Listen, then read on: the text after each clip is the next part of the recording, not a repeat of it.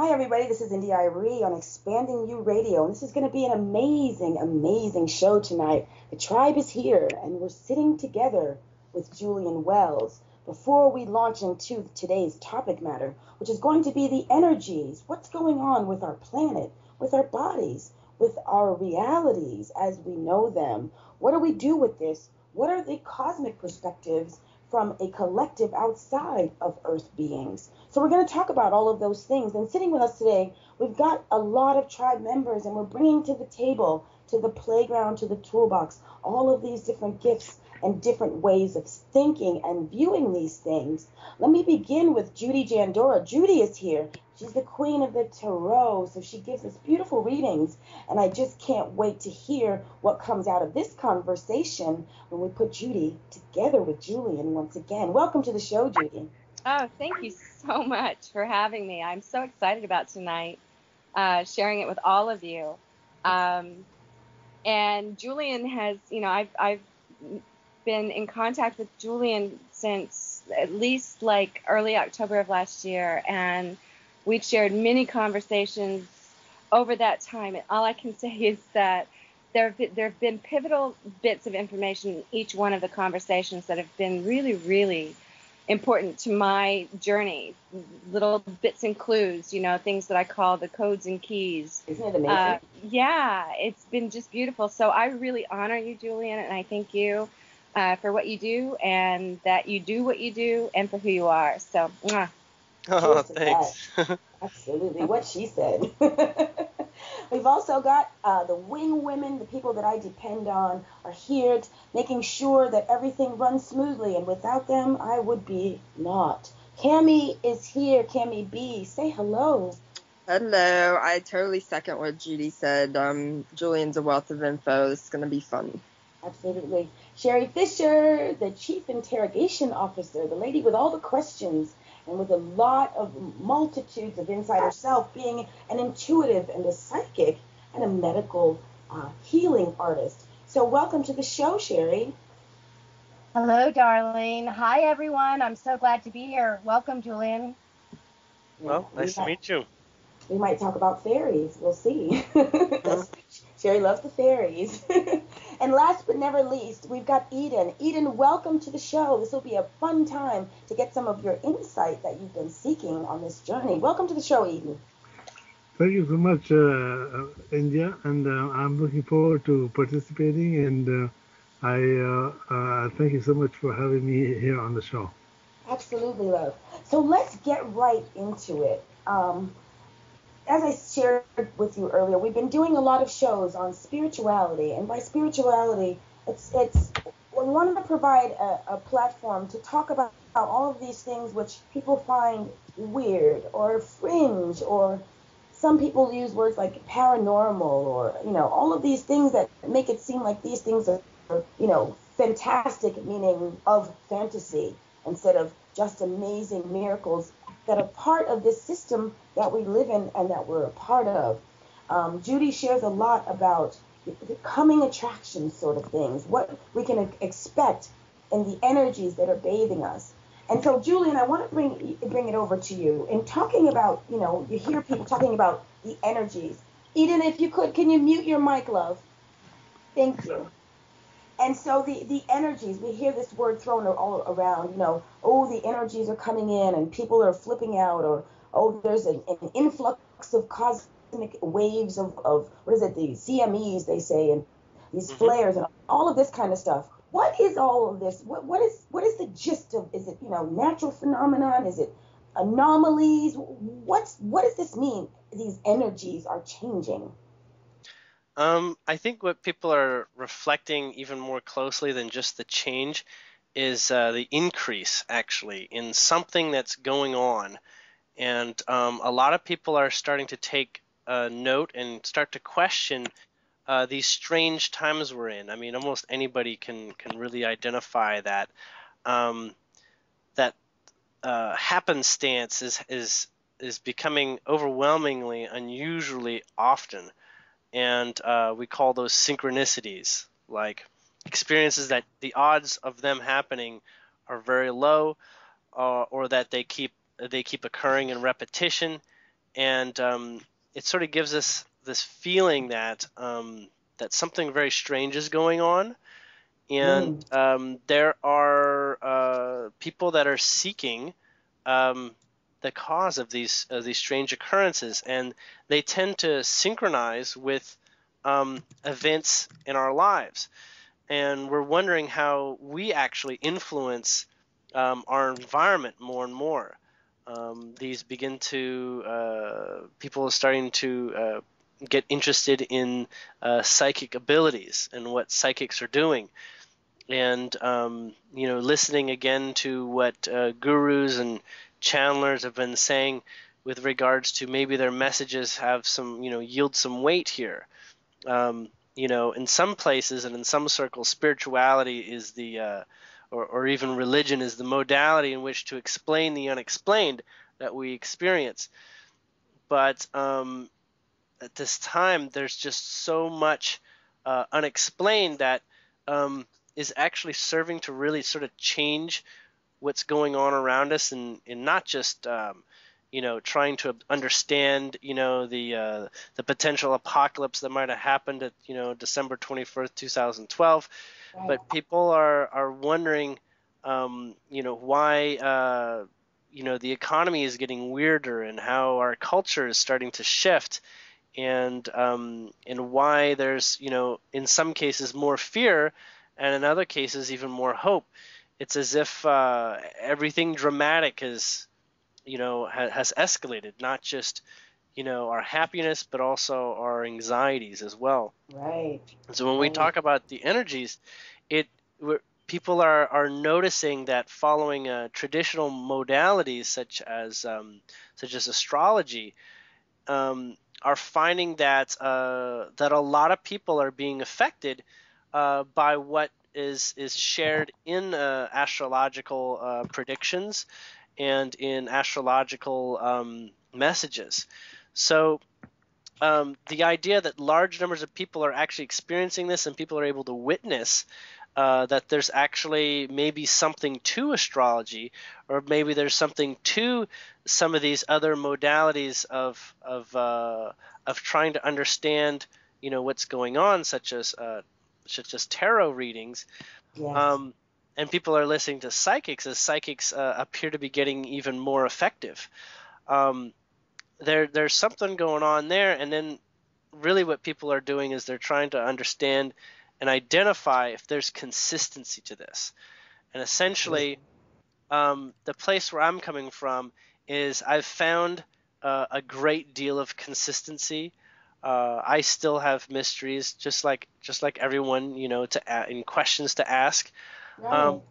But the consistency has led to has led many people, including myself, to modalities that I can actually come to trust with how accurate they are, and also trusting degrees of my intuition that I never perceived of being significant in the past.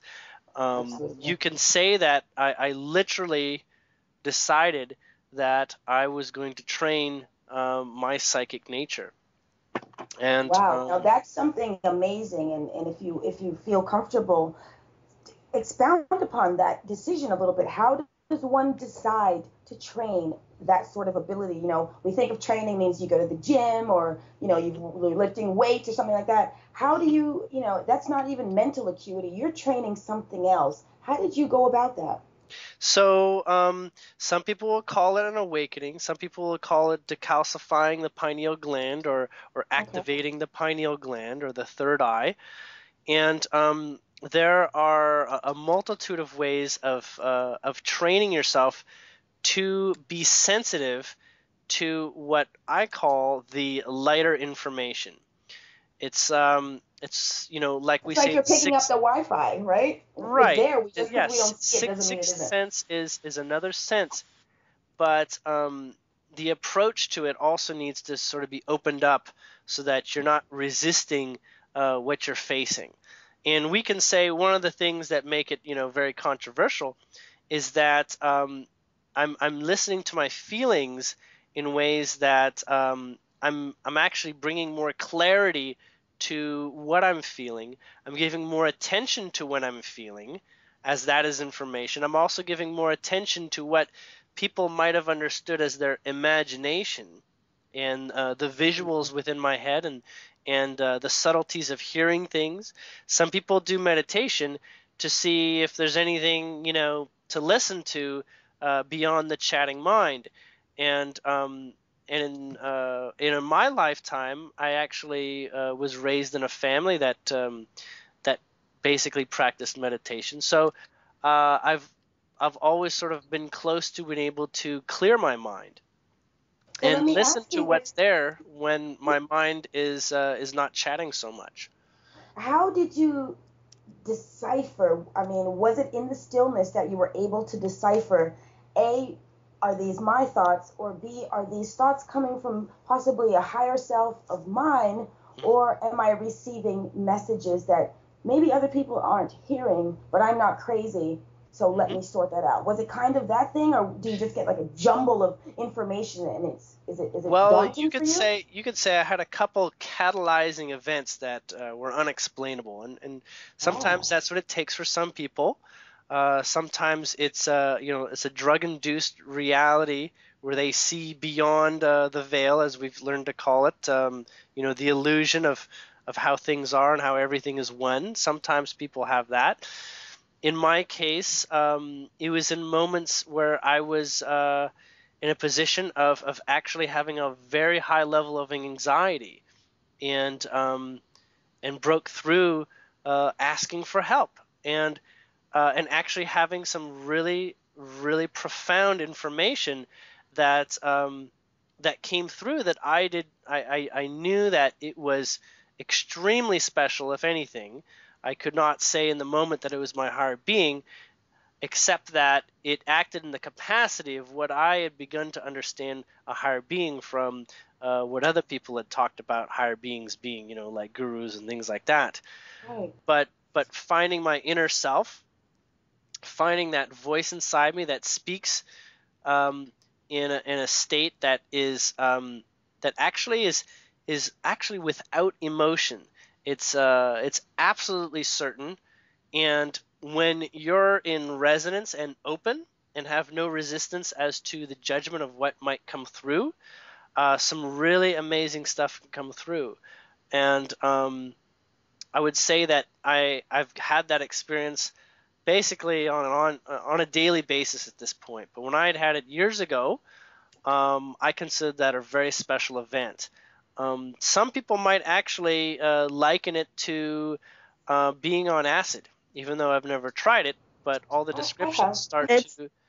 It's the DMT. It's the pineal gland. When you decalcify it and start awakening it, you do get a DMT release into your system. So it is very much like being on acid. You often take the words right out of my mouth with stuff. It's like, between raising your vibration and releasing resistance, things just sort of flow naturally.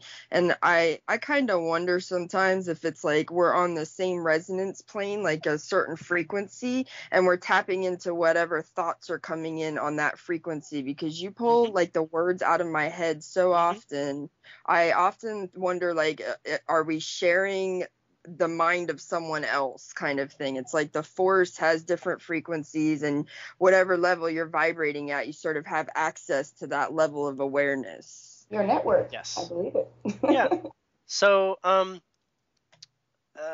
one of the things that really helped me in studying and practicing observation of energy, because I see auras regular. I mean, it's how I see auras on everything. I can intensify by giving focus to it, and sometimes most of the time I'm not paying attention to it. It's kind of like the shadows that some things might cast because of the lighting in your room. You don't pay attention to the shadows until you take a moment and say, oh, there's a shadow. So it's sort of like an extra level of color, as if you had taken like an old television, where you can adjust the color and you can like just turn up color from or make it more grayscale. It's kind of like amplifying it a little bit like that, except it doesn't brighten necessarily the colors of what they are. It might actually add a different color to it, a similar like radiant Wow. glow to it. In some ways, it's a little bit like your eyes are a little bit, like your glasses are a little bit fuzzy or something. It's like we're getting the infrared spectrum in our upgrades is what it feels like to me. I even see weird stuff coming off the sun lately this month, which is new for me. And things that Does it project interfere with light. your driving? No, I mean, are you getting like Well, double? like Julian was saying, you have to focus on it. It's not until you like focus on it, it doesn't become really clear. It's just sort of happening in the background. He I've described talked to it people really who well. said that they see things all the time. I mean, I know even Sherri, like Sherri's been driving and all of a sudden she's driving on one road and all of a sudden there's two roads. And this isn't in her mind. Like her reality has somehow shifted, and what is in her, I don't know, etheric connection manifests in front of her physically. And so to me, like, I mean, I'm intuitive, I'm empathic. I don't get the visual connections with people. I sense things more. So it's different. Like, you can tell me a story and I will feel every bit of that story along with the person, but I don't have that visual sort of piece that's going on for, like, like I said, what Sherri's having and what Julien experiences. So Julien, when you were seeing, like, for instance, auras or other things, did you know? I actually learned that. Oh, okay. So it wasn't like you were a young child and you were seeing these things. No, I was just wondering, I taught myself that very recently. So you need to have some workshops and stuff. What's that? We need to have you training people. And what's one way that you went about doing that? By decalcifying your pineal gland, like doing the buzzing and stuff? I know the Jedi crew is all about the buzzing. Well, I did not do any buzzing. I adjusted my diet, and it was very, very basic adjustment of diet. Basically, I removed all sugar, all basically manufactured sugar. So other sugars that weren't manufactured, like like maple or honey, or fructose.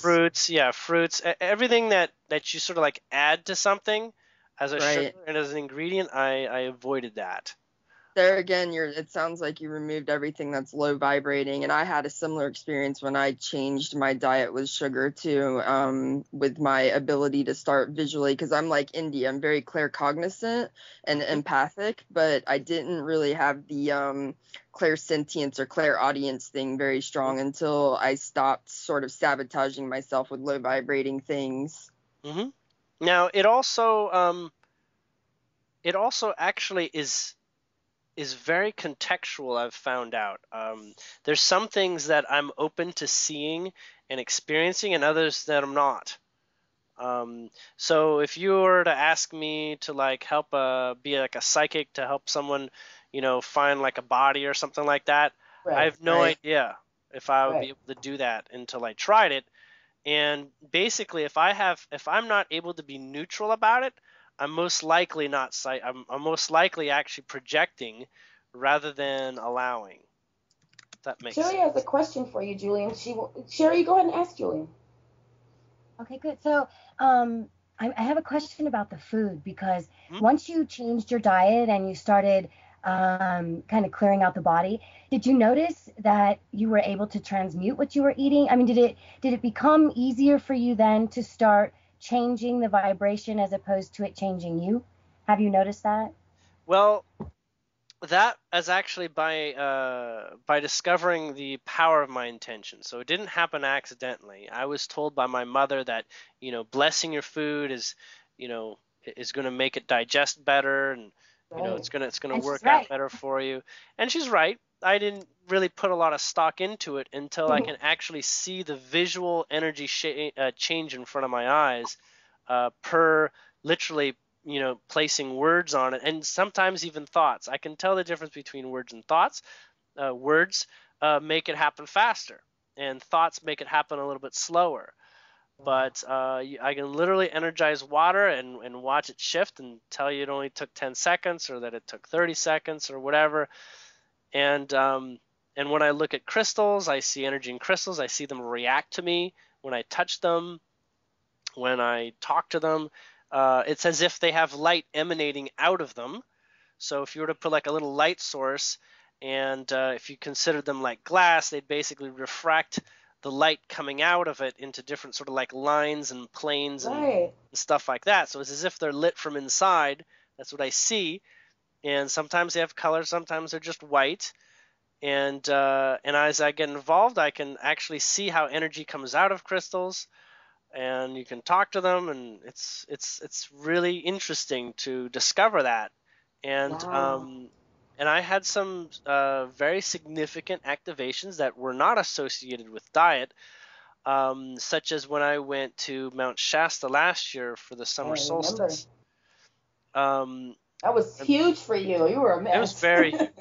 It was very huge. I was like with you, like again with the empath thing. It was like some of the shows I'd have to stop and listen to them in archives, like in bits, because I'd be weeping listening to you tell some of the stories you told from Shasta. Like seriously.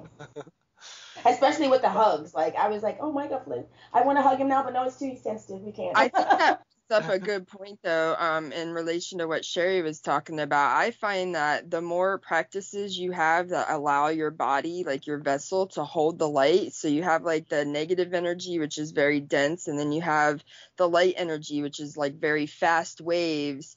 And the more things you do, like I'm addicted to sun gazing as well as the diet stuff and all of these different practices that you can do to help your body go through this process in a smoother way, to help it hold the light so that you can transmute the emotions and transmute the collective chaos and all of the things that we're being bombarded with.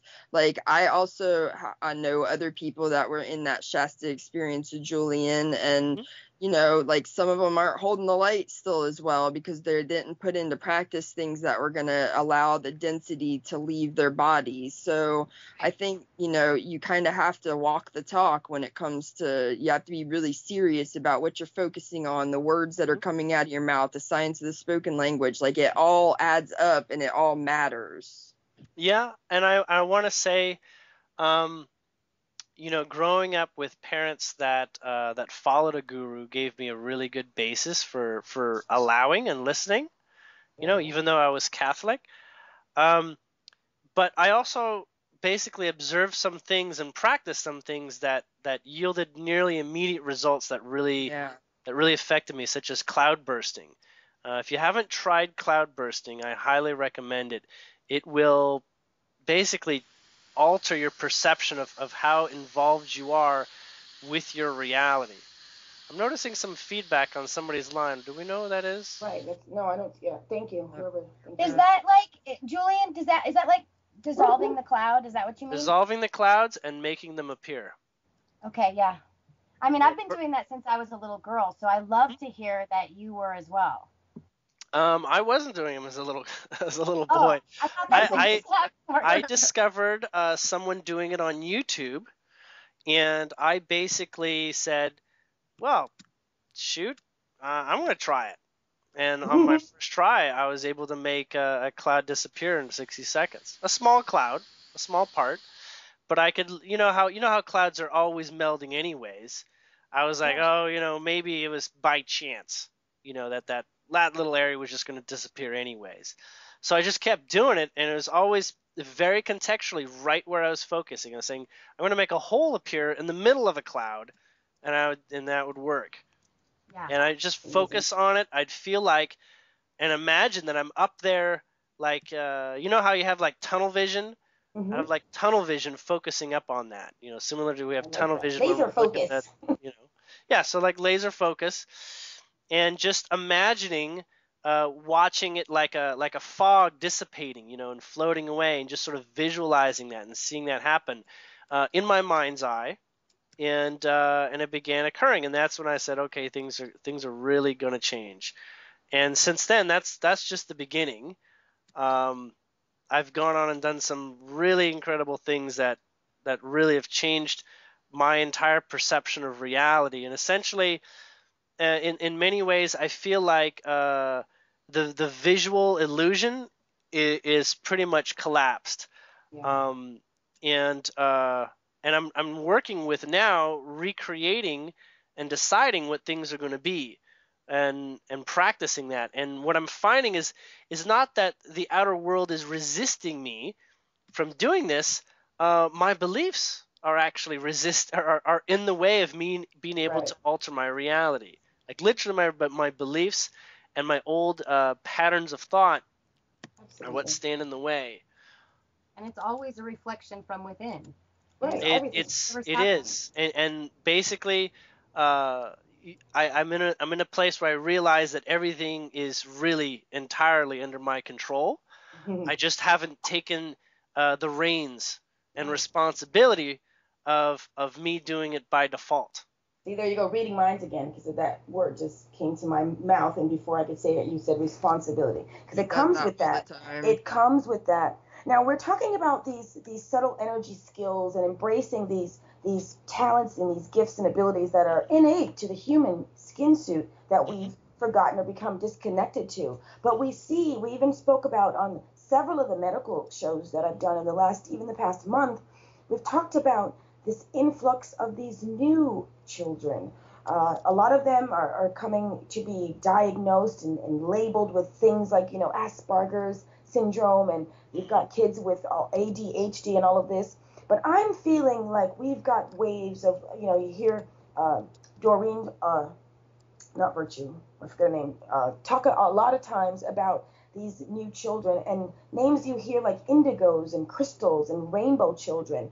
What's going on with that? What do you believe in this phenomena, Julian? Do you see something incarnating now on this earth plane that's assisting humanity or the planet? Yes, it's actually very abundantly clear to my observations. But they're also, well, you could say they're also my choice too. See, I basically have ADHD and Asperger's. Yeah. I didn't have these identified by anyone else. Right. I just basically, read that up, and I'm finding out this is what I have. When did you figure that out? I just figured it out recently for myself, although it was pretty clear my whole life. And I've even studied and helped and worked with autistic children, and it still didn't hit me until recently. That I same exact thing. They had tried to put me on medication for the hyperactivity stuff, but the Asperger's part, it's pretty clear. But I did not have that epiphany until recently that I was somewhere on that spectrum. Yeah, well, it was my ex-wife that was trying to explain why she was having a hard time with me. And then, she pointed me, I never even heard of it, essentially. And after pointing me to a lot of the symptoms that come with it, I said, oh yeah, I got some degree of that. Yeah.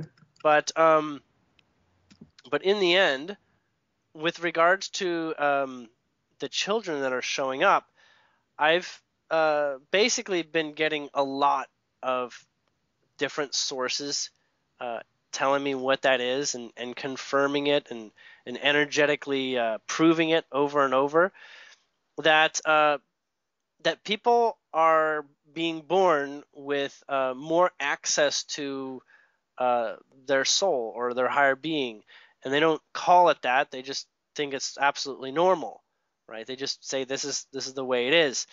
And when you're like that, you're actually acting from a place that doesn't have any functional boundaries that that society can actually understand, because society is and most organized cultures are basically in position to downplay these natures.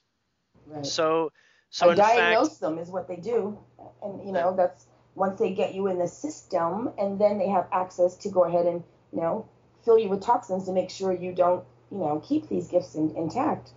And in many ways we can see why they might want that, because they don't want things to change. And people who have extremely bright ideas and are also don't sit still long enough to actually take in programming of how to live, and how things should be, and reject cultural norms.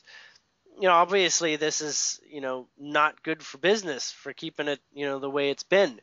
So yeah, identifying these and then medicating them by using chemical influences. All these things are you can call them tragic, but this is basically we're facing with the shift of ages, with the shift of our culture waking up. Now, irregardless of you say people that are born with perhaps powers, or we call them indigos, or or have broader insights. I'm finding out that legitimately people can also access these abilities in themselves, given the time to deprogram all the limiting beliefs that it's possible, and two, to understand sometimes the source and the reason why that this has been masked over the natural abilities that we had as children. And so we're looking at, what our parents were doing and why our parents were told to be that way. And basically, if everyone follows the leader, no one's actually taking command over what they're really believing should be what life is about. And in the environment of the United States, or we'll just call it the Western world, there's vastly more control over the minds of children than anywhere else, really.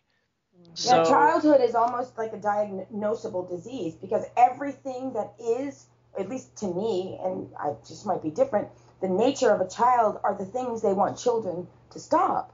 Like, sit down, be quiet, be still, pay attention. Right. That's not what they're supposed to do. Or they call it growing up. Oh, grow up. You're going to need to grow up. Hasn't it all become so completely, perfectly absurd that we have to look at it and say, is that even real? I think it had to go there so that we could wake up from it, though. Like, people like to, judge what's going on as, we like to look at the suppression of these different kinds of beings as a bad thing. But really, we got to remember we're here playing a game. And it's all perfect. Like, you can't get upset about the way they're acting any more than they can get upset about the way that we're acting. It's like judging them for being bad is the same as them for judging us for being what we are. So I think that really helps when you get into that perspective, to just sort of get into that allowing space that Julian's talking about, because that is the space where everything, all your powers come to light when you're in that flow. Yeah, and how I see it is that we actually created it. Yes. It's our creation, so it's not something to fear. It's not something. No, it isn't. It's literally good job. Thank you so much. And it's literally the funnest video game going on in the universe. Like, we signed up for it, and we're all having a great laugh about it. Our avatars are like giving each other high fives for what we're getting over on each other, and we're all sitting down here just like pointing fingers, and it's not necessary. We are until we're not anymore. It's funny. One of the things that actually spurred me on to practice, building sensitivity and whatnot, and I'm not sure if anyone here can associate with this, but I would use them to cheat in my video games. Yeah. I'd actually arrange for the game to make me super lucky. And I think the video game is a microcosm of how this life is. Totally. Yeah, it's manipulatable in a similar way to the cloud. I just watched a story recently about the first laptop being developed and how cutthroat the whole process was. And one of the things that stood out to me was all the programmers that they kept for the job were the ones that were breaking into the back doors of the video games. Like, they went around the room and they said, okay, how many of you played by the rules? And those people raised their hand. And then they went around and said, okay, how many of you found the 3 back doors that allow you to get through the levels faster? And 1% of the room raised their hand and they said everyone else can leave. And that was just exactly what's going on right here. I never fit into the box they tried to put me in, ever. That's so funny. It's the codes and keys that we're playing with right now. These are the codes and keys.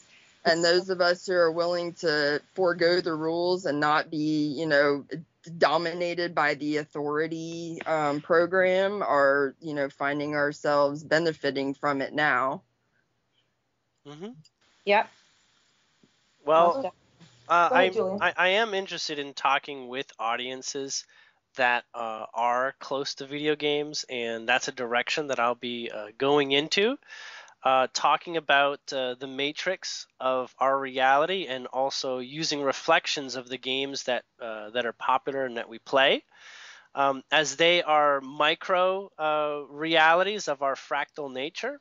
And so, in order to talk about the matrix and higher beings and higher worlds, and also micro worlds such as the video games and our television and things like this, they begin to answer questions to things that you already understood. Absolutely. Right. You can understand a video game is just like your life. Yeah, it's all built in. That you are basically like the higher being or soul to your video game character. You can begin to understand yourself a little better with regards to what types of games you're attracted to, what aspects in games you're attracted to, because there's many people are interested in a variety of games for different reasons. We already know that women play most games differently than men do.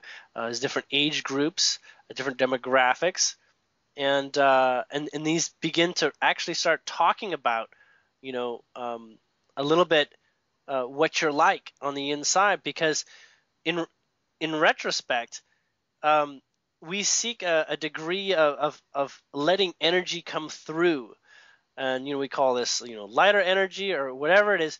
Our bodies seek to feel good, and they feel good when energy is flowing physically through the meridians of the body. So as energy flows, that yields the body giving you the information that this feels good. When energy is slowing down or is being pinched off, this can feel like negative. And negative meaning that energy is not flowing. And so those feelings can let you know when things are operating, and when things are slowing down or are headed for an inoperable state. And in playing games in the micro, a lot of these games are based on seeking success, measurable, easy to achieve success, yet not free. They still involve some degree of capacity to achieve it. So, in fact, when we look at these micro achievements, it's almost like living life with micro ability to allow energy coming through. Now, you know how games work and movies work. When you're in them, you forget about the rest of the world. Right. And so, in fact, that is your reality. Even though you're looking through a tunnel and it's not as visually or intellectually rich as, the world that we observe without looking into the television, there is experiences there that are simplified. And sometimes the simplification is really the way to begin accessing life in such a way that is more measurably easy to manage and to have positive success. Now, as you know, humans are probably the most intellectually complex of all the creatures on Earth. And so it's almost as if, we overcomplicate the objectives of life. Yes. And so, in many ways, that's what I've been doing is simplifying life down in a lot of different facets of my life, and simplifying. The best answers are actually the simplest ones. And sometimes it's too simple for people to actually believe. So, you sometimes you just got to work towards understanding that. That's very true. And speaking of being open and allowing and embracing all of these newly aware of gifts, you've got a very special one that I really, really want to hear more about. Now, you've got some friends in very high places. And when I say high, I mean like off planet. How did you become in contact with the Pleiadian collective? And I want you to also share with my listeners the difference between your conversations, which is the word I like to use, rather than you using the term channeling. Because somehow channeling to me feels like I'm ascribing thoughts or impulses to something else, but I don't really know what it is, but I'm just going to leave it outside of myself. Like I'm talking to you now, I don't need to channel Julien. I just talk to Julien.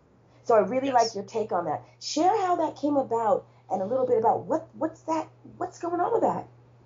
Well, I would say earlier last year, I was following the Collective Imagination show, and the subject came up with regards to, I wonder what, the local, extraterrestrial beings, are thinking about things, and how do they see what's going on Earth, and are they here to help us? And these subtle questions were out there, and I felt, well, maybe I can ask. And I took it upon myself to basically ask if I could contact them. I had no idea. I was basically, well, let's give this a shot. I'm not exactly experienced in telepathy, but they are. And what subtle ability I have in actually listening and being open and sort of like basically clear-minded. It's a really big part. In order to hear things that are very subtle, you need to quiet it down so you can hear or observe the very, very subtle feelings you get, or the very subtle images that you have, in the back of your eyeballs when you close your eyes. I mean, some people are good at visualizing with their eyes closed and some aren't. And essentially, I had a lot of practice with that, and that's what I was terming building my sensitivity. And so I said, well, if you're up there, give me a sign or Right. let me know. And I made it a very powerful intention. I put a lot of love into this. I put a lot of excitement into this, and it really didn't take long at all. In fact, I got a response that was not at all what I expected, which was someone who was like answering a phone that was already sent to the answering machine, and they were picking it up. So you had a direct incoming dial, huh? It was amazing. It was amazing, and of course, I wanted to verify this. I've been told you should check with who is here, hearing with, and all that, who you're listening to or whatever's coming through. But it was amazing, the actual feelings that came with this conversation. It was as if it was dialogue with the feelings that came with it. I don't really know how to explain that, but it was very contextually emotional information, and it wasn't just like drama type of emotion. It was very, very positive. It was exhilarating, and it was exciting. And this is in ways that I'd never ever done for myself. I mean, bursting clouds was exciting, but I'd actually, this was a big step for me. And I admitted on one level, I said I may just be talking with my higher being, but my higher being, when it talks to me, it answers my questions before I'm finished asking the question. That's nice. So I'll start formulating a question, and it'll just, I start saying it in my head, and it'll answer it. It'll just cut me off. Wow. And in such a way that I couldn't even imagine. It's as if I couldn't even figure out what I could possibly say. And then when I observe the answer, it's so perfect, multi-dimensionally perfect, like multiple purpose in multiple ways. It's perfect. And when I began, what I understood was this dialogue, it was a real strange adventure, and it was really like, boom, this is it. And it came through like I was speaking with somebody else. Like when you imagine you're speaking with someone and you imagine their voice or their face or whatever, Right. I got multiple different personalities, like a different sounding voice, Wow. different feeling ways. Like if you imagine just for a second, that you're having a mental conversation with your brother, okay, or your sister or your mother, something like that. You can imagine a little bit what that conversation's like, because they're predictable to you. But when you're talking to a total stranger, you really don't know what's about to occur, and that's how it felt. And it was definitely awkward, because several of them had never actually talked with a human. So I basically, what I ended up up finding out is that I'd reached a group of Pleiadians in a ship that had basically taken on the role of observing people on Earth and recording all the frequencies, television, news, and all that sort of stuff. And everything that was going through the satellites, they're basically recording and gathering all that.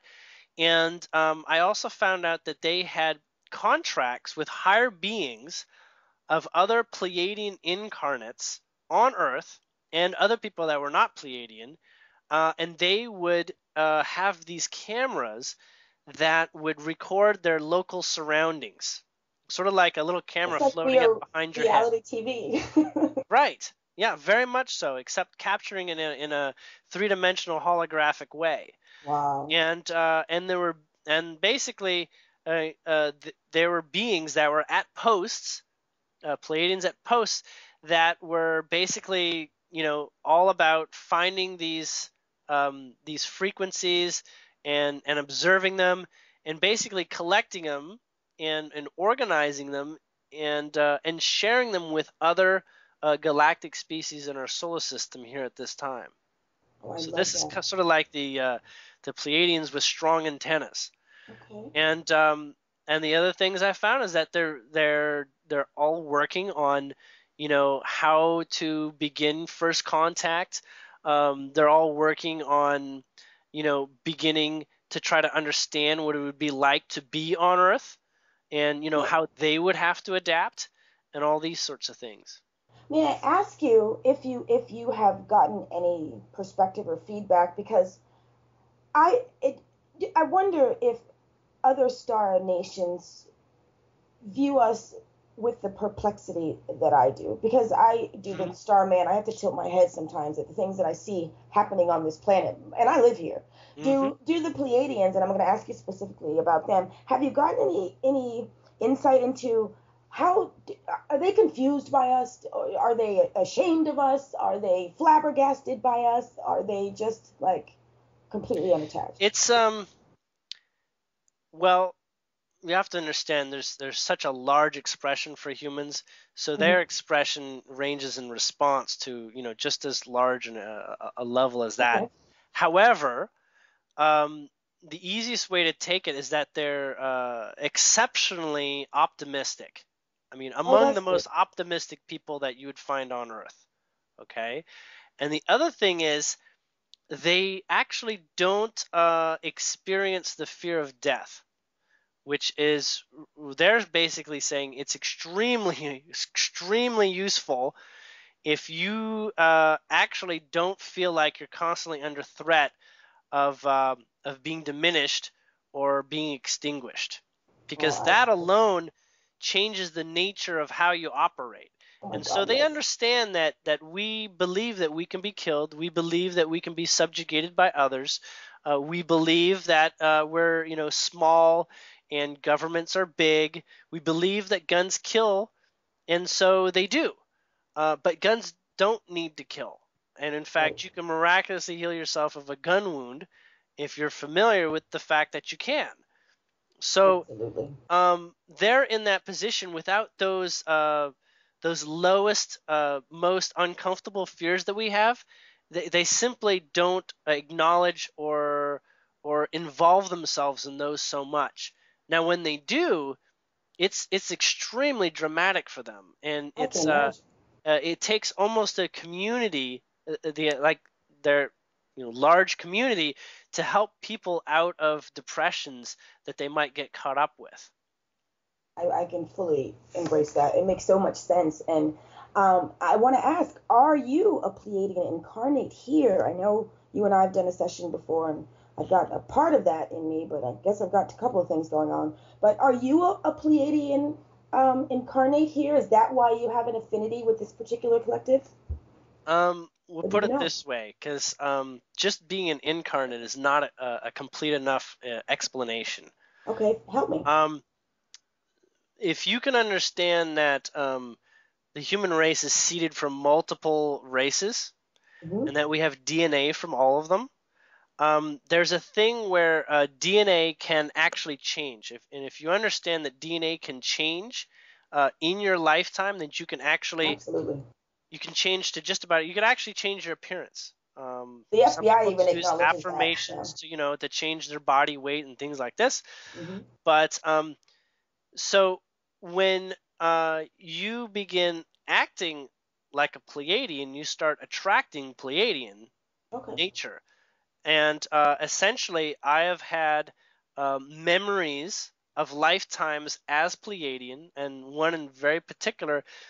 It basically, when you remember, you begin to. It's another way of integrating. So you start, as you remember, you start adopting what you remember. Stepping into yourself, Right, and so you're when you're born, oftentimes you're given patterns that don't fit in, but actually are a part of other cultures, galactic cultures. So in essence, I had just enough Pleiadian nature in my DNA active to continue to seek more of activating more of that, because it was in my heart to activate that more and more. I resonated with being that passionate individual that most Pleiadians experience as a culture. And I looked at life in the mysteries of why should it be like this, and why such limitations, in the same way that a Pleiadian would. And so I activated more and more Pleiadian nature in me, and it had some really big jumps as of only a year or two ago. And the more that I am in communication with them and get to know them and their culture, it's as if I've gone to another country and I'm becoming like those in that country. Act and speak as your surroundings, and so they've highly affected me. And so essentially, I'm becoming more Pleiadian every day. Wow, I kind of love that. Up to the point where I'm very comfortable actually feeling like a representative of what a Pleiadian is like with regards to discovering life. Only in my case, I allow myself more opportunity to experience the depth of discomfort. And that, to me, is what this realm is about: constantly challenging ourselves and facing those things that we see as can'ts, or those icky feelings. But what's the worst that could happen? Again, death isn't real, so fear is not going to kill anybody. I want to have a little bit of a conversation that it comes up often in my circles. This shift that we're going through from third dimension, and people are, I'm 5D, or 5D's here, or this sort of thing. I know there's more than one explanation, definition, or way of looking at multidimensionality. You can look at it as a mathematical thing, or we can look at it as a consciousness thing. So if we're talking about galactic civilizations and galactic collectives of unity from all different places, and I've heard you do shows about the Silver Legion and the Galactic Federation and these sorts of things, and these are like warrior types, whether they be light, dark, neutral. These are still forces who are fighting either for us, against us, with us, or what have you. Is there such a thing as the fifth dimension, whether it be time space continuum or in consciousness? Is that the end of the work? Is duality over? Is challenge finished when we reach that? Okay. Or is that a level that we get to? I'm going to have to slow you down so I can get to the first ones. So the first thing I want to note is that no, they're not. They're actually, very few of them are warriors. I'd say overwhelmingly 99% of them are not warriors, actually, and are completely free of concepts of involved in conflict or physical conflict or whatever.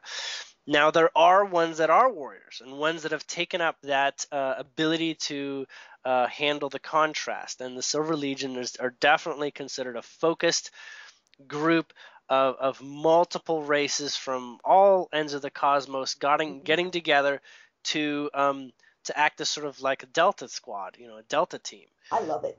Right, they're really cool. They're it reminds me a lot of like the Green Lantern. Yes. If you've seen the movie Green Lantern, it's Yes. it's similar to that. But with regards to the place where they are in our field, as in we're, sort of trying to understand why they're involved with us, and the place where they start to show up in ships and whatever, and we're wondering, how is this possible, and why are they here? I mean, there's got to be a good reason. And in that place, there is literally everyone's personal experience is an invitation. So it's hard to explain by just calling it fifth dimension, but if you can understand that you have a broader perspective than a flower sitting on a prairie, you have a broader perspective. And so dimension is like perspective. And that flower has a broader experience of its surroundings than the soil underneath, like the rock. Okay? And then the deer has a broader experience and more ability to experience its surroundings when it eats that flower than the flower does. The flower doesn't even know it's being eaten. It just knows it's going through a transformation. All right? And each individual cell in that plant is its own world. The cell doesn't understand that it's part of a flower necessarily. It doesn't understand that it's being digested by a deer. All it knows is its present experience. And so dimensionally, you can say it's about broader perspective. And basically, as we begin to open up our third eye, we have or basically our intuitive nature, not even just the third eye. You can say taking more awareness to our brain about the bigger picture of things. We expand into broader dimensional places. I like to liken dimension as in when we do this whole talking about third dimension and fourth dimension and fifth dimension and whatnot, it's essentially everything within the third dimension makes sense within the fourth. Like everything can be explained from the fourth about everything in third. And everything about the fourth can be explained in the fifth. And everything about the fifth and below is explainable in a higher one. So it's like a broader perspective constantly. And so you could say, a baby is in one dimension and the parent is in a broader dimension. So you can say whatever that is, it's just one dimension up. And so when we talk about the fifth dimension being the common dimension for most of the extraterrestrials visiting us, it's basically the big difference between third dimension and fifth dimension, or the third dimension that we're in. There are many third dimensions, but the third dimension that we're in is that we understand right and wrong, and we experience polarities. So we see, left and right. We don't always see the middle path as often, but if it's, right and wrong, then everything that isn't right and wrong is a gray area in between, and it's closer to right or it's closer to wrong. And that's basically it. We run our lives in 3D, seeking to be, as correct as possible and less incorrect, or however that turns out. So there's always better, as we understand, and there's always worse.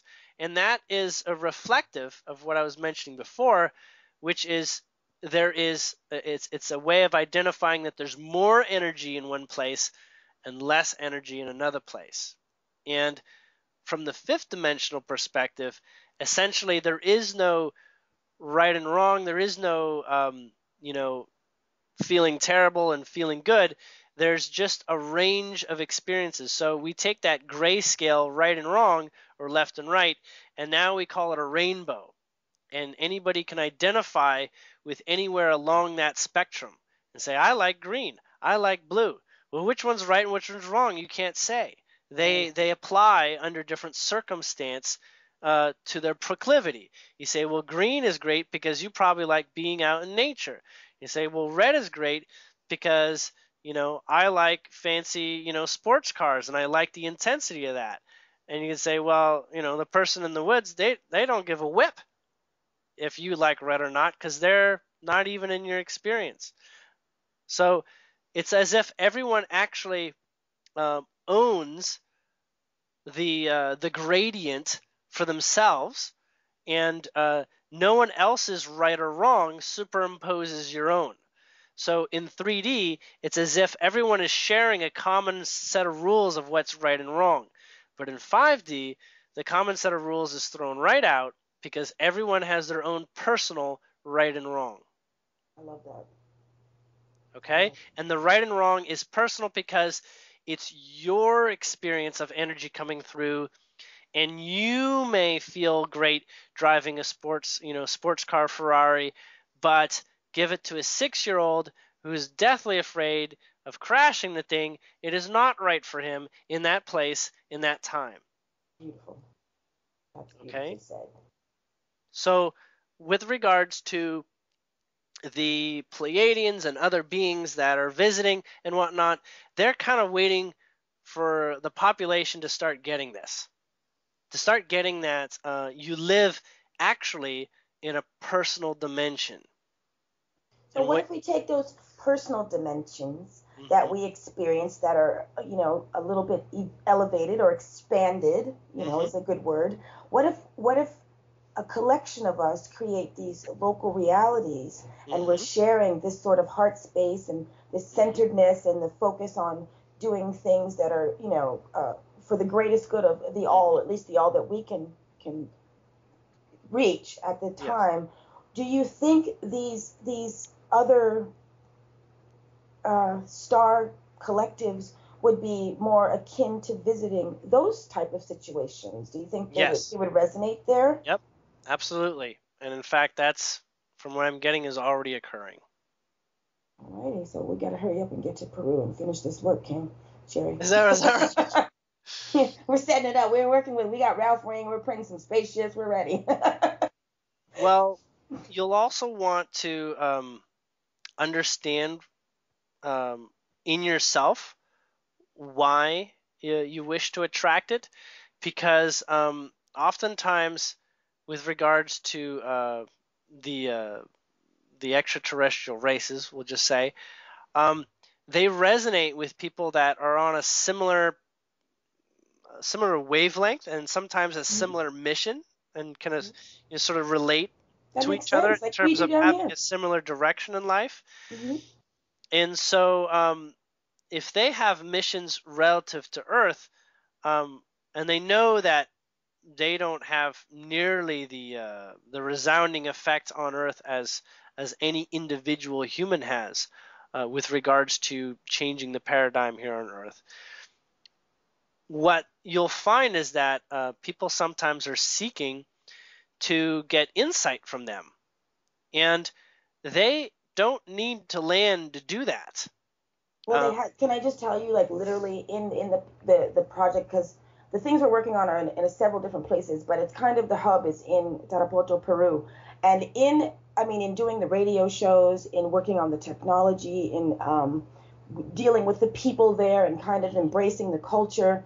The weirdest phenomena have occurred. There's clear cloud shapes that look like the only thing that's missing is if they should be painted silver or some other kind of color. But they're clear. It's not like a cloud that, well, it could be, and it might. No, it looks almost photoshopped. And these are images that are taken with just an Android phone, and orbs all around the place in the settings when we're doing different meetings or having radio shows or doing scientific experimentation. And then there's also this strange calling that is coming from the land there, and I can't even, I'm getting goosebumps just talking about it.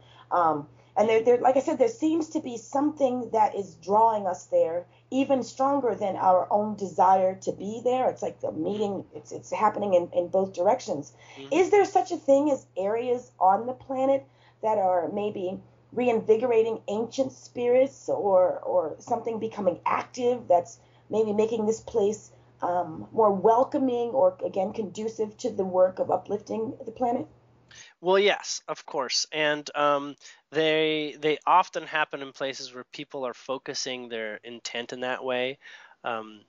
Groups that come together of like mind can create an environment that radiates far beyond what they can see or may even understand the reaches of their influence. It's not just the internet and communication.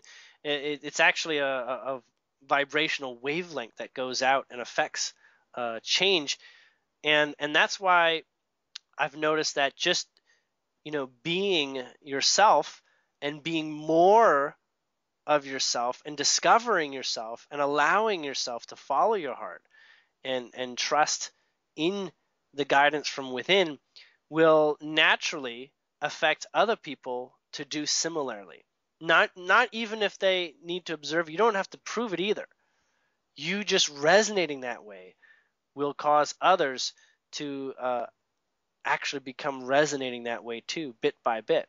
It may not, happen overnight as you might hope it would be, but literally, it's a web, as we're all interconnected, and I want to bias it towards we're actually interconnected, sometimes closer to our physical locations. So physical locations do apply as well as a factor. My being on Mount Shasta with so many activations occurring day after day, almost faster than I can handle in some cases. That was a product of that sacredness of that space, and so there's many ways that you can do that. You can even make your own home a temple, and literally empowered as a temple. So I don't want to necessarily encourage people to, get up and go to wherever they feel a temple is there, even though there are many people that are definitely doing that and feel drawn to that and are really letting go of their local space to do those sorts of things. But with regards to, let's just say, the idea or concept of preparing a space specifically to be resonant with our star brothers and sisters, that is definitely happening and will continue to happen naturally. There will be people that will begin seeing ships. There'll be people who've never even thought of seeing ships that will see ships, and people that are landing. And this will happen in ways that I'm afraid to say are going to appear to be very unpredictable, as in not necessarily under your control. And that way is the only way sometimes that you can actually allow it, because if you felt that you could just take a flare and shoot off a flare and say now it's time to come, then you might actually get yourself into more trouble than you're prepared to. Absolutely. Boy, this conversation is thrilling. Go ahead. Now, with regards to the actual visitation of beings here, you have no idea how much chomping at the bit there is. And in fact, there are Pleiadians on Earth. However, they're not ready to reveal themselves in such a way to make waves happen, because they're essentially like secondhand citizens. They don't have the influence that people born here do. It's as if you're in a country that's not yours. You don't really get to vote on things, Right. Well, and isn't that why we had to come in to the Earth as star seeds in order to be able? It is one of the reasons amongst many, but that is definitely a factor. Now there are beings that are landing, that are here, and they visit from time to time, and they don't stay. They don't decide to live here, but they come for a time because sometimes they actually get to becoming too human for their mission, and so they need to go back to return from being too human, because the veil is so strong. It's as if they can actually begin forgetting that they're Pleiadian or Arcturian or Andromedan or whatever. And and that's not their role. And our role is practically, in many ways, to actually bring the culture that we've experienced and we have memories of in our soul, what right is for us, and what right way of living is for us, is to bring that into being, so that we're now beyond the old options presented to us on how to live, and that those cultures that are resonant with the higher way of living will feel comfortable coming here and participating. Well, you know what? You just took the words right out of my head again. When India was talking about us being called to Peru, there's a couple of really interesting synchronicities going on with what you said and what we've experienced in this whole process. And the one that sticks out the most is what you just finished saying, is that we're sort of being pulled there to create an environment that is so harmonious, not only, emotionally and spiritually, but actually physically. Like, we're creating physical, like you said, temples or whatever, but the way that we're designing our living spaces are actually harmonious, conducive to helping us with, doing what you just said, which is bringing in our higher selves knowing to make it easier for us to interact with other higher beings, as well as bringing the planet up to that level.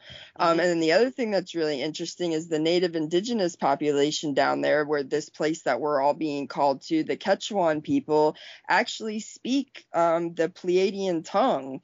Their language has not changed. The same language that comes out of the Pleiadian star system is the same language they're still speaking today, after thousands of years of their, Incan and Mayan ancestors being influenced by these cultures.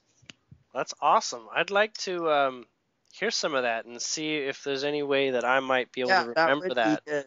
Since you've got the telephone dialed, that would be really cool to I did want to answer a question in our chat room here about the walk-ins. Okay.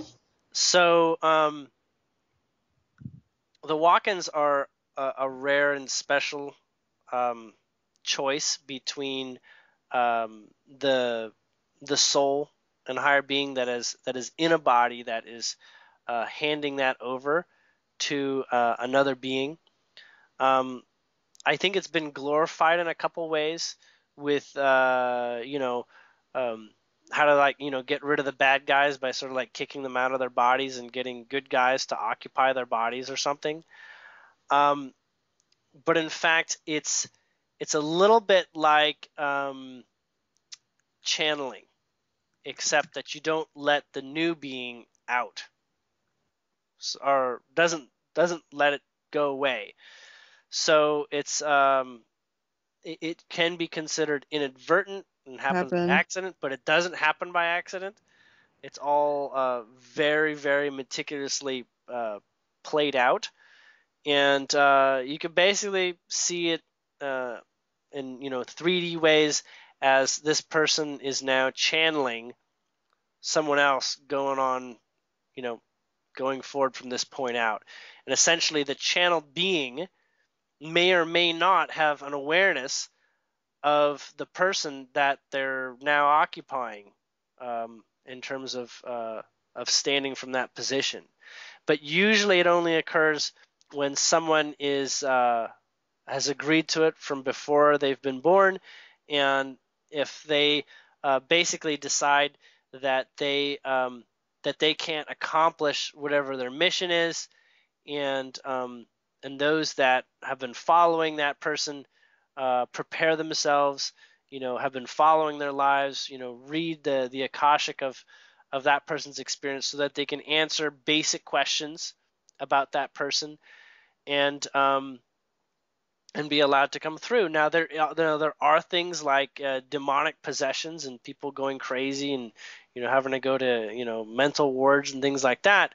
But usually that's a situation of someone actually choosing to exist in a dimension that we're not familiar with, and our experience of that person just doesn't make sense like we would know it, except they keep their body in this one. Most people, when they exit a dimension, there's usually some reason for them to not really appear here. Now, I'm not talking about mystical, like, just disappearing from view. Sometimes the explanation for us is best that, they died by accident or something. Okay. Sherri, does that address your query? It does. And also, because one of the things that we've had other guests on different shows, and they've talked about walk-ins and numerology and different things, and the likelihood of those numbers relating to walk-ins and different things. But I think it's interesting what you're saying, though, as far as I think that some people, like when you said that like the bad guy gets kicked out and then a good guy comes in kind of thing. I think that may be what people really do think. But don't, in my opinion, and if I'm understanding it right, most walk-ins come in at a young age to where there probably isn't even that kind of definition yet. Is that true? And you wouldn't even know. You just say, well, that person is just a really cool person. Or whatever, a lot of indigo children have been associated that way. But I guess the walk-in that I'm referring to is when people are talking about it as if it's an option. You see? Oh, like somebody can just pick, okay, and right now, and this is how it's going to... I'm leaving ejector seat time. Yeah. But parents will understand when their children goes through a major phase. And sometimes the walk-in is practically at birth. And sometimes they begin showing exceptional skills that are a bit abnormal. They could be walking and talking early. They can be really good at math. Not saying that that's necessarily the case, but there is well, it's hard to explain, but there is a set of arrangements that are involved with coming and being human, and it's a long list I'm getting of complicated factors, of which half wouldn't really make sense unless you're particularly fifth dimensional and understanding the way that the things are attracted into being. But what I'm being assured of right now, from a Pleiadian that is very familiar with the circumstance, is just about anything can happen, and just about anything does happen. So if you want to narrow it into a box to say that this happens more often than not, there are millions of one-time examples of very strange things that occur simply because of the will of a consciousness to act in that way. I love no boxes. Absolutely. Well, we've gotten a little bit past the hour point now. I'm trying to keep track. I'm going to give the rest of the panel a chance to address any questions, and I've got tons of more topics for you, because I am at Disney World, my birthday, Christmas, and I don't do any of those things. I don't celebrate any of that, but this is that all rolled into one for me. I'm absolutely in awe of you every time you open your mouth, Julian, so let me just throw that in there. Judy, my sweetheart, you're hanging back in the shadows, being so quiet there, but I know your mind is percolating. Anything you want to put on the table? You want to address, comments, questions, anything at all, love? Oh, thank you, sweetheart. I'm just dancing in joy listening to all of this, and just feeling it connect with me and my understanding. And I'm going to pass the baton to those who haven't had a chance to spend much time with Julien, because I've had that beautiful opportunity many times and look forward to many more. But I'd like to just sit back and listen and continue to enjoy and find out what comes up. Absolutely. Let's move down the line then. Eden, are you there?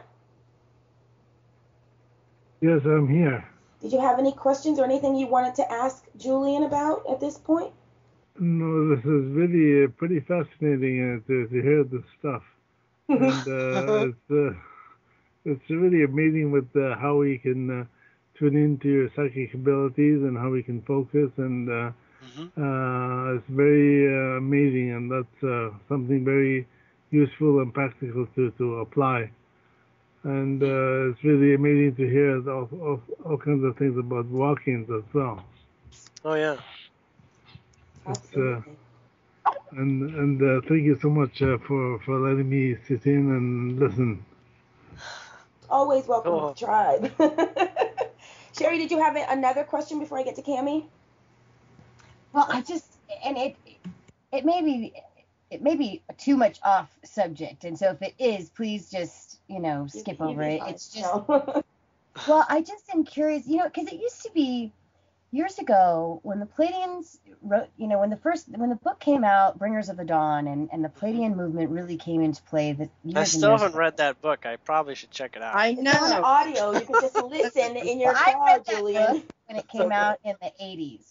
So it's like, this is, and it was like everybody was in shock because they were saying, don't watch TV. And anyway, the whole thing is that, now you look at it, to me, it seems silly, but it's like, one of the things that they had said is that a lot of the human beings on this planet are like trapped, right? Like they keep reliving in the body, and somehow, and like there's Scientology and different religions and different things that say that basically the reptilians or, whatever, I don't want to just target out the reptilians because it may be something else I'm not remembering, but like that they've somehow figured out how to trap the soul so that they can continue to enslave and blah, blah, blah, blah, blah. So I'm just curious. I don't hear that much anymore. And it seems like things have shifted. And I'm just curious as to what the idea of that is, or if there is anything in that anymore, or if that's, you know what I mean? Okay. Have you heard well, that? we're gonna talk a little bit about timelines then, because that would put that into context. So if you understand that humanity in general follows a timeline, as in like a predictable path of how things are going to turn out, and there was some technology by reptilians and others where they can actually figure out, they can basically plot an incident, and they can ask and find out what might actually occur, basically a predictable outcome. And they can basically test this out and, postulate and prepare for just about any sort of circumstance that would be that would lead humanity in a direction that favored their proclivity, favored, the reptilian way or whatever their agenda is. That actually essentially stopped December 21st, 2012. The mechanisms for doing that would become harder and harder to use up until that date. And then at that date, all timelines were basically up in the air. So they couldn't do any predictive blocking or preparation, or they couldn't do that sort of thing anymore after that point. And since that point, essentially, without that extra added effort to sort of like know what's coming before it comes, what has actually occurred is that there's less ability for the manipulation of humans and the manipulations of the human mind. Less so. I'm not saying it's not possible. We know it's still possible. Anybody can give up their sovereign authority of their life to someone else's ideas. But the reason why is more interesting than what I just said. The reason why is that literally we've all arranged to begin to wake up at this point. And I don't mean actually everyone. I mean, those people that you're probably familiar talking with right now. 0.5% of the population sort of thing. And the effect of 0.5% of the population affecting the entire world is half in and of itself of the truth. What's actually occurring from everything that is up to this point in my experience is that you're actually beginning to recognize that you have a timeline and a dimension separate from everyone else's, but equally overlapping as much as you choose with other people's experiences. And in fact, what you experience of other people is specifically also invited just for you. Now, we all have had that experience where you see someone differently than they see themselves. That is because you have your dimensional perspective. Remember, dimension is a realm of perspective and perception. You perceive them in your way. And some things they might say, you can't even hear them because they're not resonant in your world and in your belief structure and in what you are. But to the other person, they say, "Are you hearing me? Are you hearing me?" And it just goes right over your head. Now, that's another sign that your dimension is independent. And I know it's not a great example to just sort of prove that you live in an independent dimension, but essentially that is a symptom of the knowing that you are in your personal realm of attracting everything onto you. Now, when I say a dimension, it's not just perspective, because once you begin to realize that your perspective is also your mechanism that actually attracts onto more of it, because the way that you act based on your surroundings, the way that you act, the way that you feel, that's literally how you choose what's about to come next. It's like that's how you change your mind with regards to what is coming next. So if you let go of pain and actually go through and let go of even deep-rooted subconscious pain, then you're not likely to experience that pain anymore. Now, I know many people have looked at this and they said, I stopped being negative and I'm still getting negative experiences or whatever. It's like, I just don't believe this law of attraction spiel, right?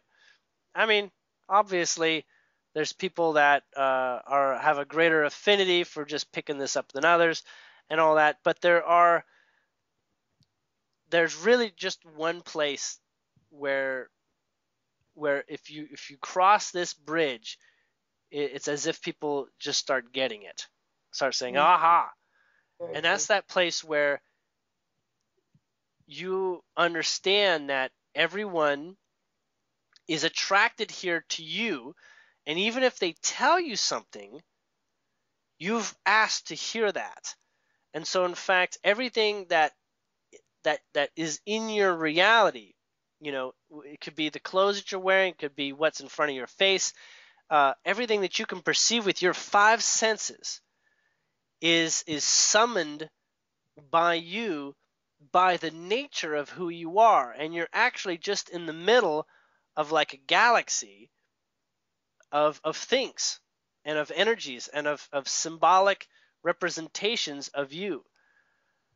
It's hard to see that. I understand. And I should probably, talk about it more in other environments so I can explain it. But I think it's easy. I think it's easier to see it when you just start looking at things objectively instead of, putting that's not possible, I'm not creating my reality, but instead of putting all of those judgments on what's happening around you, when you really just take the objective seat, you really do start noticing how it works. It's really kind of intricate the way it works, and you have the subconscious programming that has to be cleaned up as well. But once you step out of the denial and all of the things that keep you from seeing it, it gets clearer than crystal. Well, when you're living in a place where you're able to blame someone else and stay in victim mode, there's no responsibility in that. So you kind of surf through things, right? So if you step into a sovereign, express as the I ams that we all are, there's, like he said before, there's responsibility in that. And a lot of people, they're not down for that. It is overwhelming to take responsibility for it. But on the side of that, when you do take responsibility for it, you have control of everything for the first time in your life. Instead of being subject to the program, you become the programmer. And that is a whole other way of existing on this. And I can tell you that also is a long road. It is. And I think, Julian, do you think that, by no means is the work done for me personally, but I can actually see a line of demarcation between one half of my life and another half of my life, which does not mean that nothing bad happens to me, or I just use the word bad because that's what people identify with. I don't really see things as good or bad. I have bills I can't pay sometimes. People get on my nerves, but the way that I react to any of that is completely different than I did 5 years ago. And I feel like that in a lot of situations we are students, but once you transcend, like what you were saying, when you reach a certain point, even when those things circle back and we experience something we may have gone through before, if we act and react in a different way, I feel like that scenario, we might have drawn that to ourselves so that we can express a lesson or demonstrate or model something else for the other people who we're sharing that experience with. So we don't have to look at things as going, oh, well, the world is against me. Someone has offended me again. Wait a minute. Let's take a step back. And when you actually begin to appreciate the contrast, that's when you're on a whole other level, because you appreciate it for showing you something that you still need to clean up. Like, that's where the resistance really gets released and you really become like a creator being, is when you can get into that, just appreciating everything exactly the way it is, because it's all part of the process. And for a big part of relative negativity, I still experience negative things too. But a large number of things that I think people might consider negative, it's as if I don't even give myself, I'm so in tune with how I feel about things that are negative that I don't give them very much time to ramp up in being negative. Now, it's not that it's not like I just dismiss it and say, oh, I'm not even going to think about this. I can't think about it because it's negative. It's more like, this is interesting, and I'm wondering why this is showing up. It's almost like take pause. It's like a timeout. Yep. And giving that yourself that place in neutrality to not be caught in the current, because as you feel, there's momentum obviously in the current. So the idea is, and an exercise is to actually remove yourself from the current. And that's to basically go about trying to seek an unbiased perspective, a neutral stance, or that sort of like non-judgment state of mind. And that from there, you have a lot more ability to see how things are operating. Totally. And you can connect the dots on the process that brought you there, like where you kind of fell asleep at the wheel. We fall asleep at the wheel so easily because we were programmed to do that our whole lives. And then, this experience shows up when you thought you were awake at the wheel, and you can kind of go back when you step into the neutrality, like he said, you can kind of go back and see at what point you fell asleep, and you get better and better at doing that every time, as long as you're not reacting or judging it as being a bad thing. It's actually perfect. The fuel, the contrast is perfect for helping you get clear. That's what it's there for. Yeah. In fact, at this point, I'm not trying to brag or anything like that, but I sometimes get excited when something relatively negative shows up, because I say, oh my God, I've got a fence I can jump over here if I figure this one out. Gamer. And every time that I discover and move through a negative something or whatever, or an old program, I know every single time that as I process, and if I can process that in the moment, and if I do, then I've literally opened up my life. I've literally given myself more access to my inner energy, and I'm a freer being. And you build more confidence, and you stay in flow when you do that. You can have a negative experience, whether it be pain or whatever going on right in front of you, someone having a nervous breakdown, and you don't leave the flow because you're in it from that perspective. It's wonderfully peaceful, I have to say. It is. And this is why we want to be around more people who share that same headspace, heart space, or whatever, because there's nothing like it. Like, you can't, I've done a whole lot of drugs in my life Yeah, and you through the can't buy years. that. You can't pay for this. You Yeah. can't even get a free sample.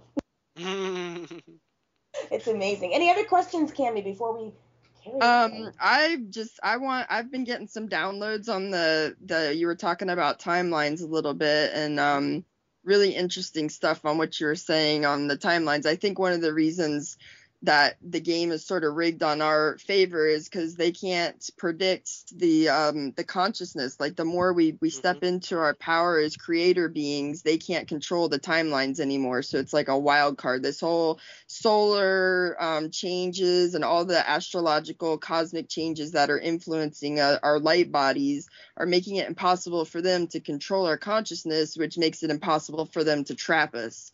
But I've actually been getting some specific downloads on the next 3 months. We've got Mars moving in. We've got some stuff going on that's sort of going to bring all of the chaos up to the surface to make it easier to transmute. And so I was just curious of what you've been seeing going on to see if it's, in alignment with what I've been feeling is about to happen. Well, I'm not going to make too many predictions, but I can tell you how the energy is flowing right now in this very moment. Right now there is, and in the last couple weeks, it's actually been, we've had some really heavy currents of energy show up. And in some cases you'd say, oh my God, life is unbearable at this point. Like how did I manage to come across some challenges like this? It's almost unseeming that life would throw me these sort of bones. And these are literally seeing in many ways if you can be in balance. It's like you say, I want to stand up on this, on this teeter-totter, and somebody tries to kick you off and say, let's see if you can stand up there then. Let's see just how in balance you can hold that place. And so that's been what's been going on throughout August to a degree.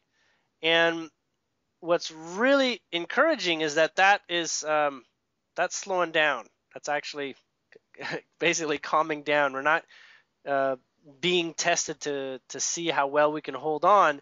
Now it's actually, okay, whatever we were able to handle and however we came through the last month or so, now it's that place where, okay, now you know exactly how empowered you are considering the challenges, and now are you gonna work forward knowing with this new sense of empowered just how well you can handle what's coming up. And in some cases that's just dealing with, can I deal with a lot of energy, or can I deal with a lot of negativity, or can I deal with, circumstances that maybe they used to, limit me in the past. Maybe I've finally overcome some challenges, and now my whole game can change because now I've explored some of my limitations to their nth degree, and now I no longer have those limitations. So we're finding these, and the next 3 months are going to be hella exciting, actually, for people that have been recently challenged, or identified as challenged. And for those that, sort of like said, oh God, help me out. I don't want to deal with this. I'm seeking help from outside myself right now. It's basically they're going to have that down the road, just given in a different flavor. So the challenges they almost like they can't go away. They're there for you, and until you actually say to the degree that that's it, no more challenges for me, you're going to continue to have things that are going to help you open yourself up and give you more empowerment. So it's as if everybody who's been asking, I want my freedom, they're saying, well, let's see if you can handle it. That's right. Here it is. Now, what are you going to do? Now, what are you going to do? So, I love it. So this next month is significant with regards to preparing that and saying, you just walk through a minefield or something like that, and now you're getting your bearings like, oh man, I didn't even think I was going to make it through there. But now that I have, now what should I do? Can I just tell you that we had a reading that Judy did on a show? I think, was it last week, Judy? We do so many, but that just elucidated everything you just said. And again, this to me is just validating the different modalities, what you can pick up on, WQV, ESP, you can also tune into coming from someplace else. But again, the collective message is singular. Mm-hmm. It's beautiful. It's really beautiful. Now, I want to go ahead. Well, I was going to say I was especially excited about 3 months from now. Yeah. There is, it's going to feel like something about as big as like a U.S. election. Big, but in a good way though, because that's not. Well, really it's good depending on where you stand on the subject. If you didn't prepare for it, well then you're going to be blindsided perhaps by how it looks. That's I'm not not like saying. An election. Well, I don't know if it's not an election. It's saying the energy of it. You know what I'm saying? Like that's how elections turn out. You have no idea what's coming on. Well, so. that particular definition is more apt to explain it in such that there's going to be a change of some of the guard. That's amazing. And maybe maybe the momentum is not exactly picked up besides just on the conceptual phase at that point, but it's as if there's going to be like a swap out of roles with regards to people changing what they're doing. It's as if 3 months from now, if you're ready now and you're preparing now, you're going to be doing that. Right. In less than 3 months for many that are particularly excited.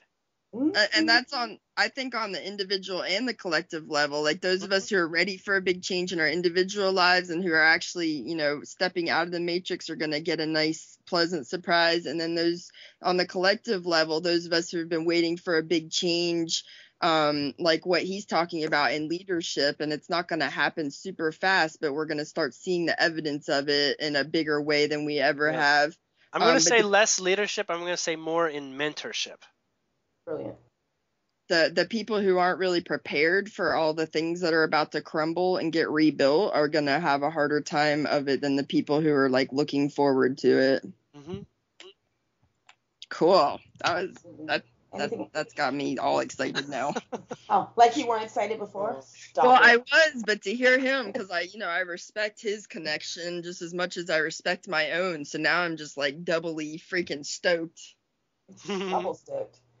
All right. Hey, was there anything else you wanted to put with that little bit of a peekaboo, Julien, before I move to the next? Because I got I'll probably be a part of sharing that sort of information in my own way, and the avenues that I've been on lately, different shows and stuff like that. But it's still relatively vague, but so far I feel really good about that, and we'll probably elaborate down on that over time. That was titillating enough for me. I appreciate what you dropped something on me, so that's good. Like I said, more just validation, left, right, and center.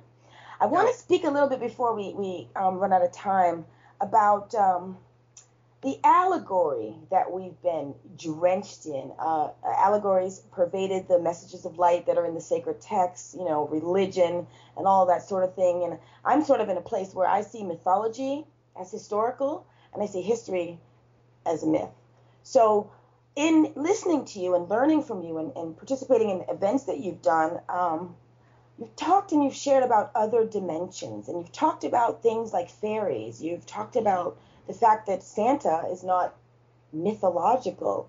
Talk to us a little bit about what does it mean when we talk about other dimensions and that you can access them and that they exist here on this planet imperceptible to many. Okay, so the first thing to note is that you have your own personal perceptible world, and that's your dimension, but it's a dimension because you actually own all the rules. You have access to all the buttons should you seek to find out how you have access to all of them, and to practice pushing all the buttons if you want to. It's not unlike putting someone in the cockpit of an airplane and saying, have fun, when you figure it out, you'll be flying, But what you're pretty much asking here is about these other dimensions that are realized by many. And these dimensions have physical, very physical, visible, tangible ways to be experienced. And everyone, because they have their own dimension that they project and attract outward from, things are essentially as real as you're ready to have them be. Now, we have shared a collective on things that, we talk about a dimension we can call mythological, and mythological things are out there. But there's what we're really talking about is why that dimension is not currently shared with us. Yes. And the mediums and the reasons for why they aren't and why they will be. Okay? So, and there are people that actually have gone to these dimensions and participated with these dimensions.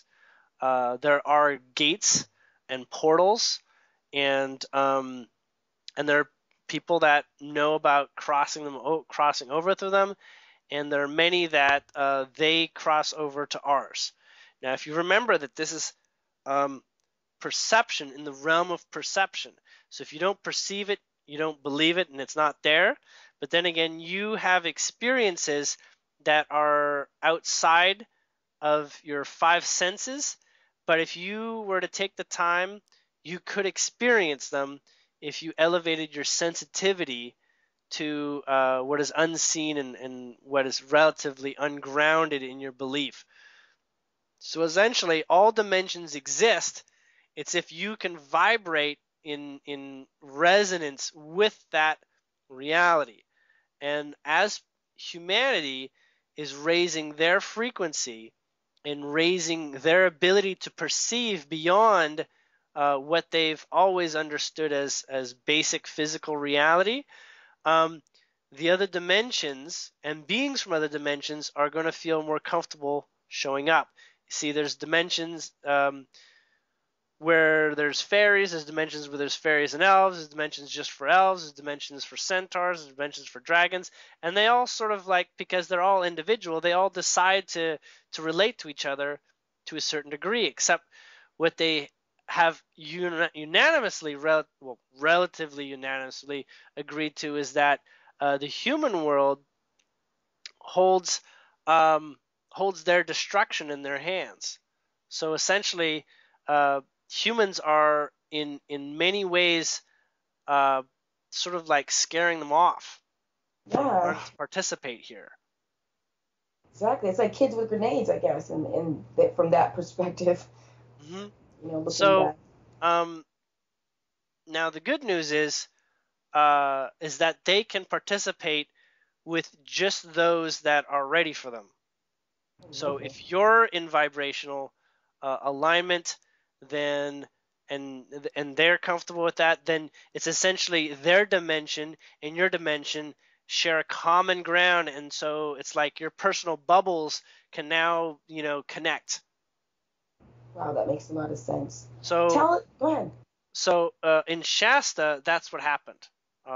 In Shasta, it's an environment where there's naturally a lot of breakdown between you could say the fairy world and the human world, and there are portals there that as I observed and basically focused in, I was magnetically attracted to one in particular. There were many of them. Was this the one on the tree? I followed one. Yeah, it was in the tree, and it was literally as if I walked into a change in the Technicolor approach to all my surroundings. Wow. And I knew very well that realm also included spirits and all this. And some people could just say the air was too thin for you or something. But but for me it was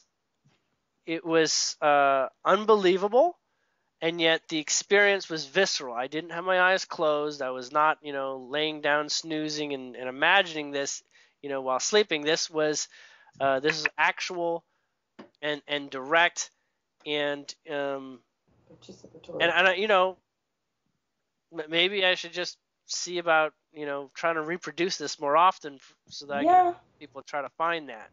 I was gonna say, don't you think some places on Earth are just more conducive to those it's like brain entrainment? Hmm? Yeah, that you just entrain to those vibrations more easily. I have a friend who lives near an enchanted forest that's constantly posting pictures, like really clear pictures of the fairy kingdom, and I mean all kinds of stuff. I actually just tagged y'all in an album while you're talking about it, so you could look at it, because they're crazy. Like what you're saying, Julian, with it's the vibration.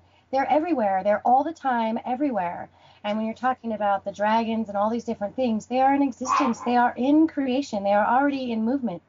But it's like that same thing that we talk about on every show. It's like the Indians can't see the ships because they're not vibrating. They're not in tuned. Their consciousness is not there yet.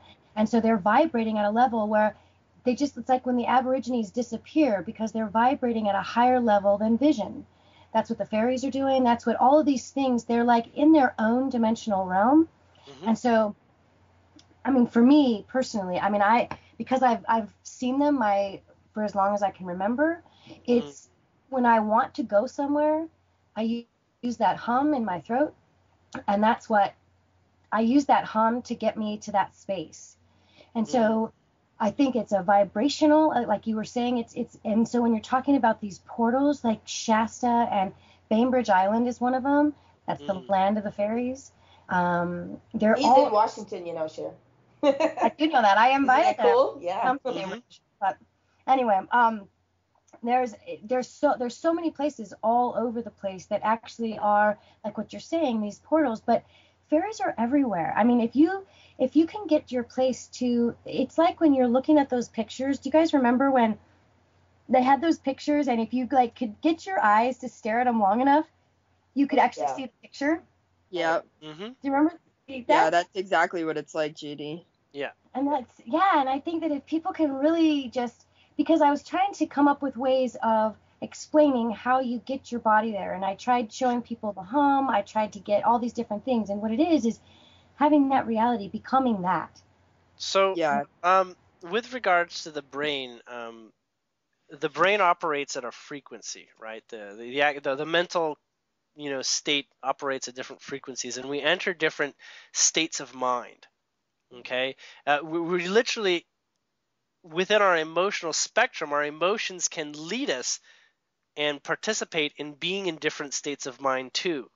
So when you're sleepy, when you're drunk, when you're excited, when you're just waking up, these are the brain is actually operating at different functional wavelengths.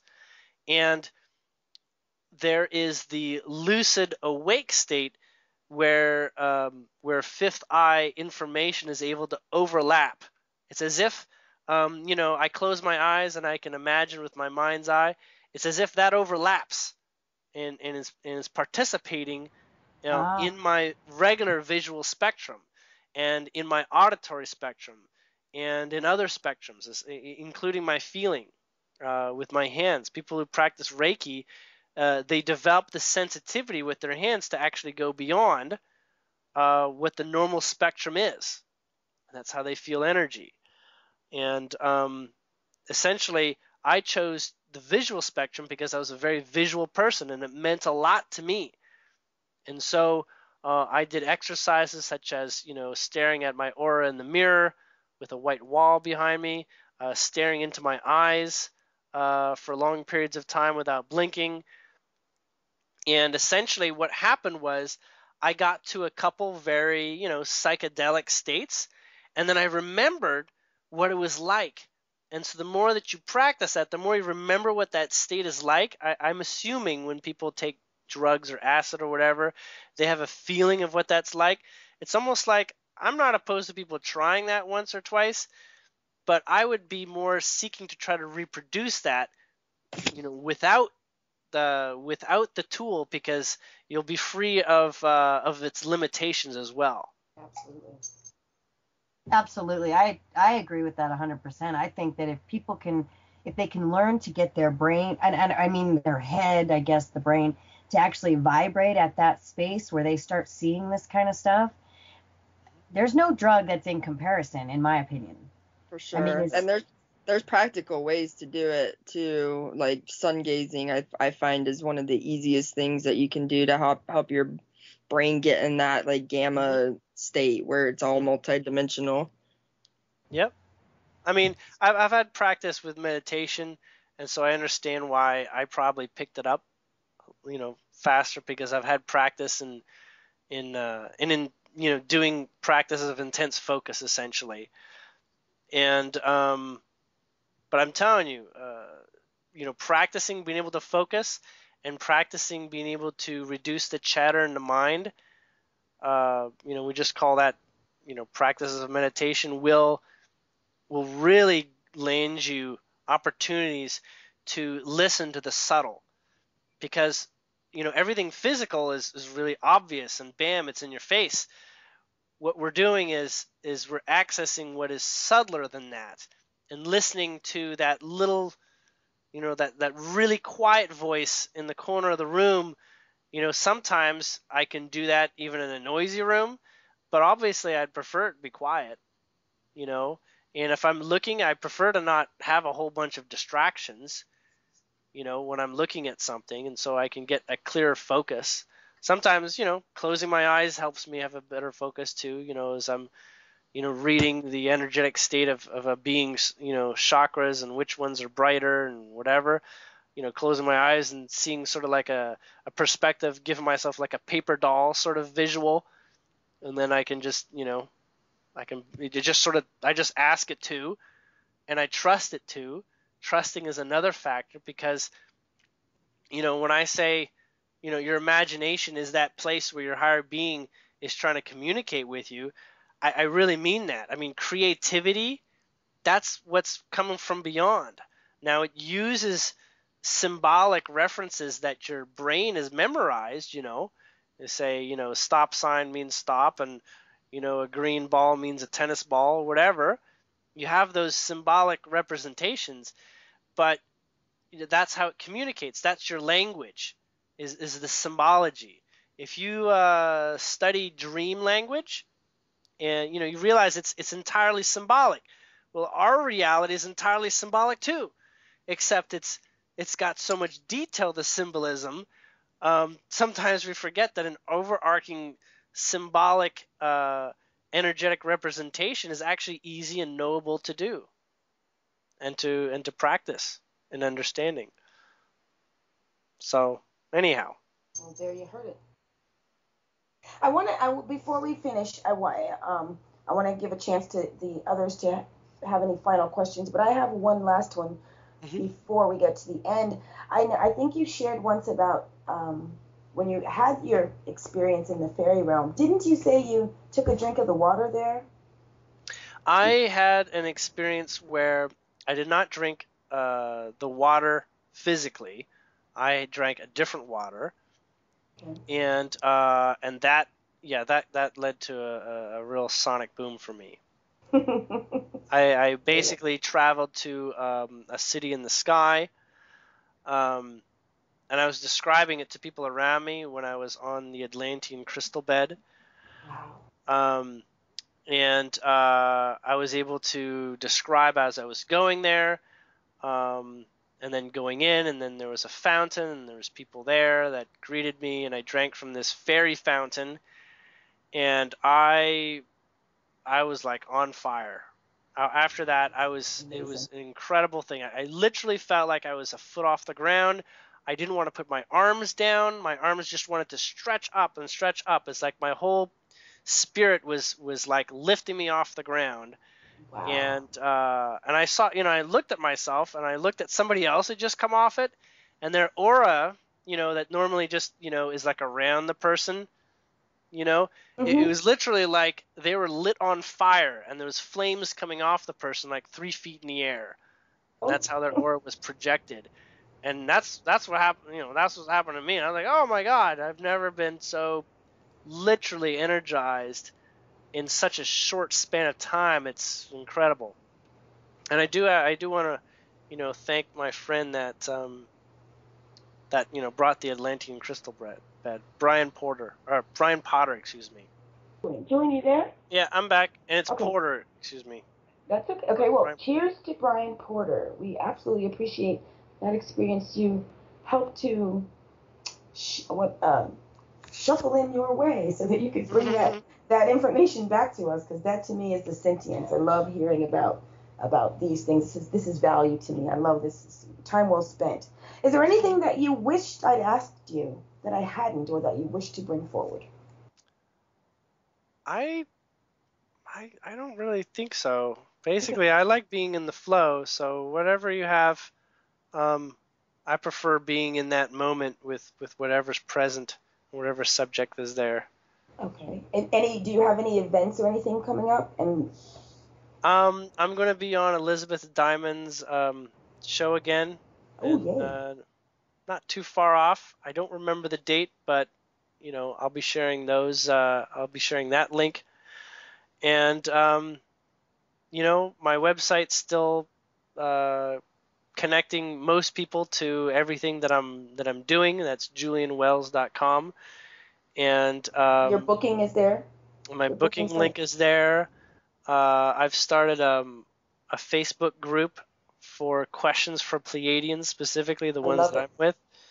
And although it's a little bit slow for me to get to them, the stuff that's coming through is really amazing, and I'm really excited about that.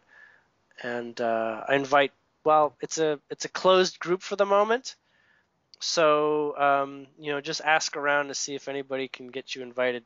If you're not, I'm in it. So if any, yeah, you or Crystal or or Judy. Good stuff. Good stuff. Now, also we talked about getting a booking with you. Share with anyone who's not familiar with the services that you offer. Tell them about how you utilize your gifts and talents and these special abilities. What is it that you have to offer? Well, primarily it's a conversation with me, and we can access anything that I am able to do. I've been helping a lot of people find their guides and relay messages from people's higher beings. Sometimes it's urgent, sometimes it's not. Oftentimes it's that extra step to help people realize that they do have other information, and it validates oftentimes things that they're experiencing, because if I can read it, then it is at least concrete enough to be observable, and which means that they can